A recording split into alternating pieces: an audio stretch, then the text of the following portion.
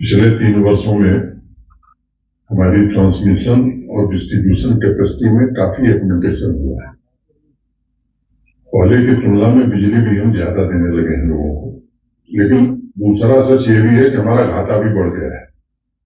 अभी जैसा इनको सेक्रेटरी पी दीदी आपको बता रहे थे कि 10 रुपए पर यूनिट बिजली खरीद के 1 रुपए 25 पैसे पर यूनिट बिजली देने की भी स्थिति है।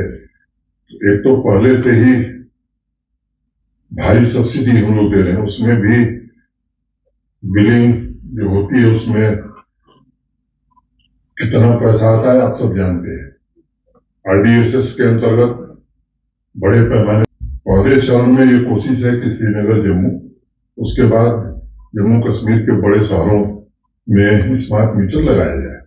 कई प्रकार की भ्रांतियां लोगों के बीच थी, कुछ जानबूझ करके बनाई गई थी। उसके भी इंतजाम पीडी डिपार्टमेंट ने किए हैं। किसी को भी अगर संदेह है कि हमारी बिलिंग ठीक नहीं है तो मीटर टेस्ट किया जा सकता है। रैंडमली भी हम लोग टेस्ट करा रहे हैं और जहां से शिकायत आ रही है उनके मीटर भी टेस्ट कराए जा रहे हैं। तो ये मैं आपको आश्वस्त करना चाहता हूं कि एक तो मीटर से जो बिल आएगी वो सही आएगी, इसमें आपका सहयोग बड़ा अपेक्षित है, क्योंकि ये स्थिति लंबे समय तक चलाना ये बड़ा मुश्किल काम होगा।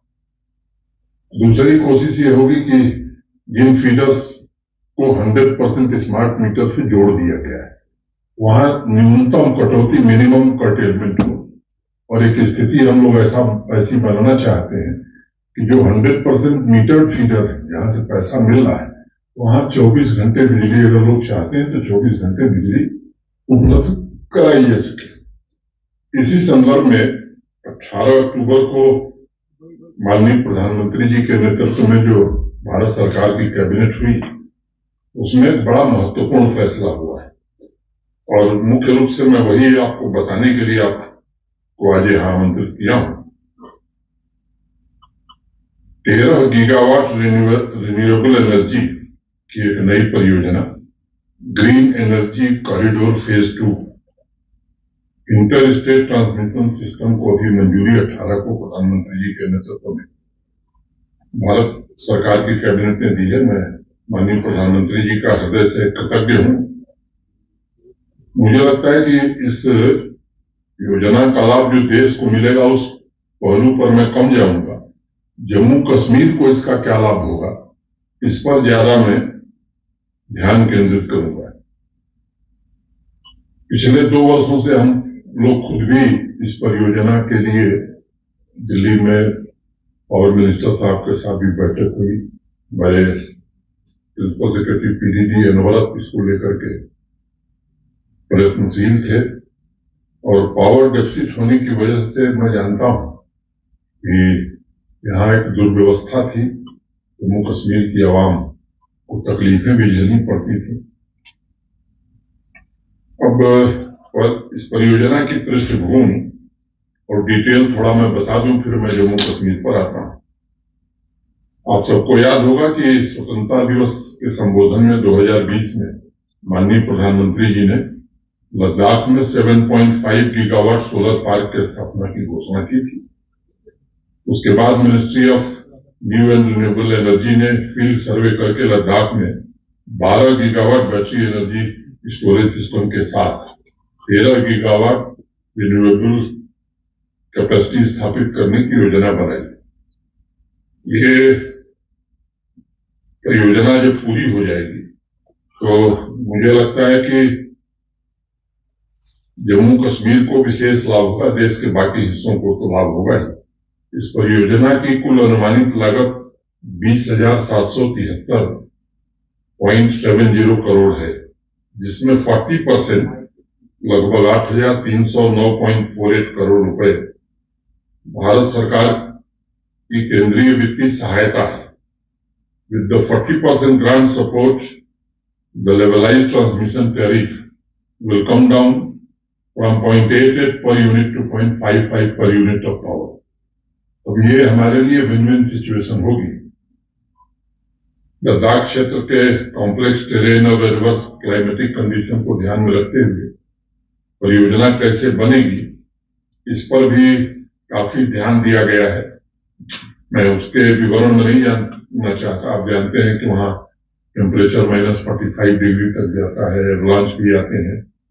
तो जो दुनिया की मॉडर्न टेक्नोलॉजी है, स्पेशल स्टील टावर का इस्तेमाल और इस तरह की तमाम व्यवस्थाएं उसमें की गई और अत्याधुनिक वोल्टेज सोर्स कन्वर्टर पर आधारित high voltage direct current HVDC system और extra high voltage alternative current यानी EHV सिस्टम भी उसमें लगाया जाएगा। इससे राउंड द क्लॉक सप्लाई सुनिश्चित की जा सकेगी। एक नई ट्रांसमिशन लाइन बनेगी जो हिमाचल प्रदेश, पंजाब होकर के हरियाणा के कैथल तक जाएगी। जो दूसरा हमारी एक लाइन है जम्मू कश्मीर में, लेह रुस्तेम श्रीनगर लाइन से भी इसे जोड़ा जाएगा। और ये जो हमारी existing 220 kV Leh रुस्तेम Srinagar transmission line है, उससे कश्मीर वैली को एक ऑल्टरनेटिव बिजली मिलने का संसाधन उपलब्ध होगा। आप में से अनेक लोगों को पता होगा कि रुस्तेम जो है वो गांधरबल जिले में स्थित है। सर्दियों के दौरान, जैसा भी हमारे राजेश प्रसाद जी ने बताया, हाइड्रो पावर का जनरेशन स्वाभाविक रूप से बहुत कम हो जाता है। इसके ऑपरेशन होने के बाद हमारी निर्भरता हाइड्रो पावर पर बहुत कम हो जाएगी। भविष्य में हमारे पास ऑप्शन भी उपलब्ध होंगे। एक अलग से 400 kVA की ट्रांसमिशन लाइन डेडिकेटेड कश्मीर के लिए बने, इसको भी हम लोग बहुत दिन से परसू कर रहे हैं और ये भारत सरकार में विचाराधीन है। लेकिन ये जो 220 kV रुस्तेम ग्रिड को 220 kV जैनकोट ग्रिड से पहले से ही जोड़ा जा चुका है और इसके अतिरिक्त ये 220 kV मीर बाजार ग्रिड को भी रुस्तेम ग्रिड से जोड़ने का काम तेजी से चल रहा है और ये शीघ्र पूरा हो जाएगा।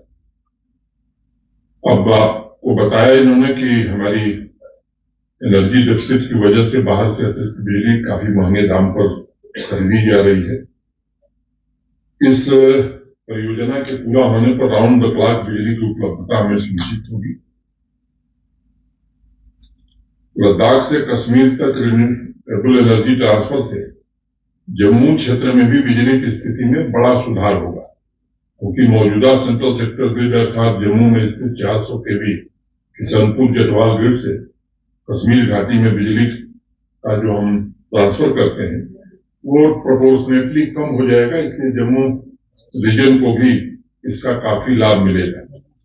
एक सच्चाई ये भी है कि हमारी जो ज्योग्राफिकल पोजीशन है कश्मीर की, वो इंटर स्टेट ट्रांसमिशन सिस्टम के अंतिम छोर पर हम हैं और इसी सिस्टम के माध्यम से देश भर में, चाहे वो न्यूक्लियर पावर हो, थर्मल पावर हो, बिजली पहुंचाई जाती है। अब अंतिम छोर पर होने के कारण हमारे यहाँ लो वोल्टेज की समस्या ये बराबर बनी रहती है। लेकिन battery energy storage system supported जो नई परियोजना है, उसके कारण ये लो वोल्टेज से भी हमको पूरी तरह से निजात मिल जाएगा। दूसरा, ये ग्रीन एनर्जी प्रोजेक्ट है, तो कार्बन फुटप्रिंट भी मैं समझता हूं कि पूरी तरह से कम होगा और एक फ्रेजाइल एनवायरनमेंट के प्रोटेक्शन में जम्मू कश्मीर के लोगों को भारी मदद मिलेगी। तो मुझे लगता है कि मोटे तौर पर जो इस प्रोजेक्ट के मुख्य बिंदु थे मैंने आपके समक्ष रखा है। कश्मीर वैली में ट्रांसमिशन सिस्टम में रिडंडेंसी भी क्रिएट होगी और डिजास्टर के दौरान बिजली सेक्टर में होने वाली परेशानी से भी हम सबको मुक्ति मिलेगी। जम्मू कश्मीर प्रशासन ने लद्दाख से कश्मीर वैली तक, मैंने पहले बताया कि एक नई 400 kV ट्रांसमिशन लाइन बिछाने का प्रस्ताव भारत सरकार को दिया है। 400 kV किशनपुर, बागूरा और सांबा जतवाल अमरगढ़ ट्रांसमिशन लाइनों के अलावा कश्मीर वैली के लिए 400 kV लेवल पर ऊर्जा का ये थर्ड सोर्स होगा और ये नई 400 kV लाइन कश्मीर वैली की भविष्य की जितनी जरूरतें, वो इंडस्ट्रियल हो या डोमेस्टिक हो, इससे सब हम पूरा कर पाएंगे। तो मुझे लगता है कि बिजली की स्थिति इस परियोजना से सबसे ज्यादा लाभ जम्मू कश्मीर को ही मिलने वाला है। विंटर प्रिपेयर्डनेस को लेकर के भी प्रशासन पूरी तरह से संवेदनशीलता के साथ काम कर रहा है। बिजली के बारे में विस्तार से बताया गया है। स्नो क्लियरेंस को लेकर के भी आज मैं कह सकता हूं कि पहले की तुलना में मॉडर्न इक्विपमेंट और मशीन हमारे पास बड़ी संख्या में आ गई। जो सड़क हमारी डैमेज होती थी, अब कटर लोहे के स्थान पर वो अब लोहे के कटर नहीं है, जो अभी नई मशीनें आई हैं, तो उसमें भी अच्छी स्थिति में है। राशन, पेट्रोल, डीजल, गैस, इन सबका पर्याप्त स्टॉक, दवा, इसकी कोई दिक्कत न हो, ये सारे इंतजाम कर लिए गए हैं। मैं सोचा कि आप लोगों को आज इस बात के बारे में थोड़ा ब्रीफ किया जाए, क्योंकि आप ही माध्यम है जिससे सामान्य आदमी तक हम बात पहुंचा पाएंगे। तो आज का विषय यही था। अगर इस विषय से संबंधित किसी के मन में कोई प्रश्न है तो जरूर पूछ सकता है।